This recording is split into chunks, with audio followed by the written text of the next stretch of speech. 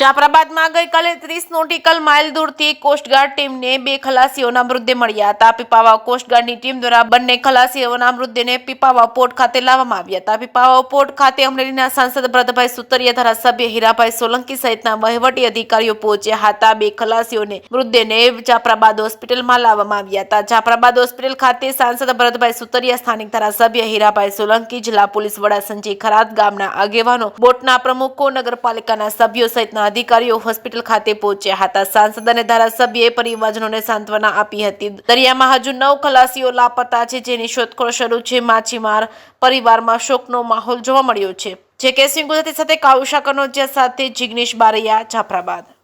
આજે જ્યારે આ ઘટના ઘટી છે ત્યારે તો પ્રથમ તો આ પરિવારને ભગવાન સહન કરવાની શક્તિ આપે, કેમ કે આ નાની હુની ઘટના નથી, બહુ મોટી ઘટના છે. 3 બોટ પલટી મારી જતા ટોટલ 11 લોકો મિસિંગ હતા, એમાંથી 2 ડેડ બોડી અટાણે મળી છે. સરકાર, કેન્દ્ર સરકારમાં પણ જાણ થઈ ગઈ છે, કેન્દ્ર સરકાર પણ સપોર્ટમાં છે, રાજ્ય સરકાર પણ સપોર્ટમાં છે. સખત હીરાભાઈ આ 4થો દિવસ છે, રાત દિવસ સ્થળ ઉપર જ છે, જ્યાં જરૂર પડે ત્યાં સૂચના પણ આપે છે. તંત્ર પણ અહીં હાજર છે અને તંત્રની કામગીરી પણ સારી છે. અમે આગળ ડેડ બોડી લઈને આવ્યા તો તરત શિપ રવાના થઈ ગઈ અને હેલિકોપ્ટર પણ રવાના થઈ ગયું આગળ જે 9 લોકો મિસિંગ છે એને માટે.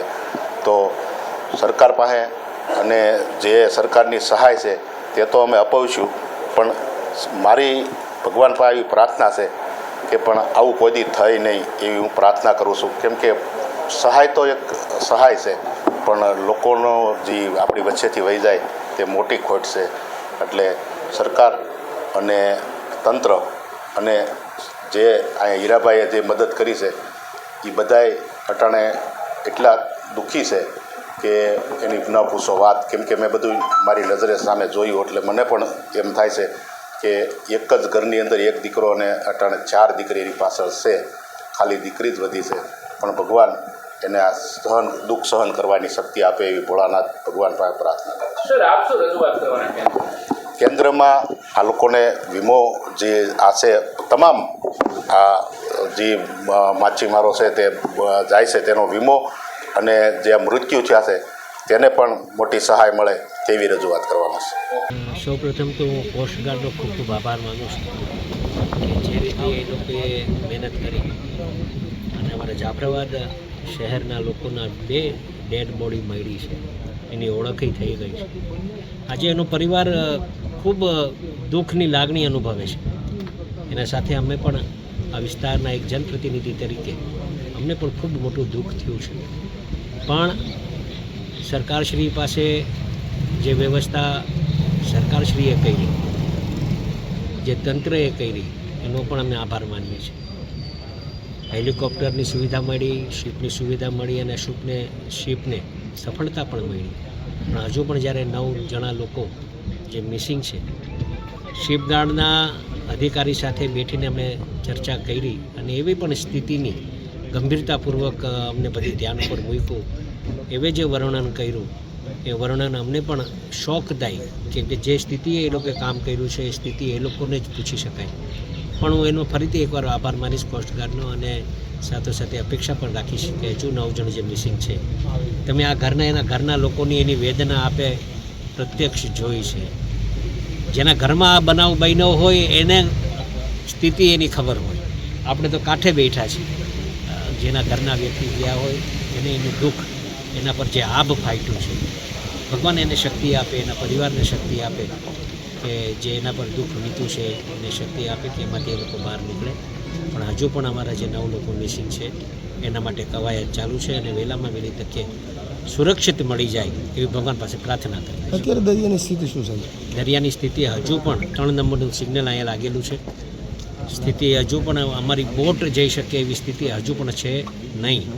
કોસ્ટગાર્ડની બહુ મોટી શિપ અમે જે જોઈ, જે ડેડ બોડી લઈને આવી, એ ખૂબ મોટી શિપ હતી અને ફરીથી આજે એ લોકો નીકળવાના છે. હેલિકોપ્ટરની સુવિધા પણ મળી રહી છે. ત્યારે જ્યારે આવી કંઈક સમાચાર અમને આવશે અમે આપને ધ્યાન રાખીશું. હાદસો થયો અને 2 શબ મળી ગયા છે, હજી 9 લાપતા. શું કહેશો? તંત્ર દ્વારા શું કવાયું? જાફરાબાદમાં એક દુઃખદ ઘટના બની હતી, જેનામાં 11 જે ખલાસીઓ છે એ દરિયામાં લાપતા હતા. કોસ્ટગાર્ડની મદદથી એનામાંથી જે 2 ડેડ બોડી છે એ રિટ્રીવ કરવામાં આવેલી છે. આ ડેડ બોડીઓને CSC ખાતે લઈ આવી એમની આઈડેન્ટિફિકેશન કરવામાં આવેલી છે અને બંને ડેડ બોડીનું આઈડેન્ટિફિકેશન થઈ ગયું છે.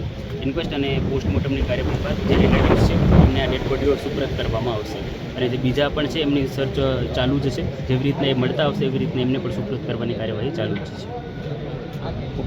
બોલો. હું KM સિકોતરિયા, મદદનીશ મત્સ્યોદ્યોગ નિયામક જાફરાબાદ.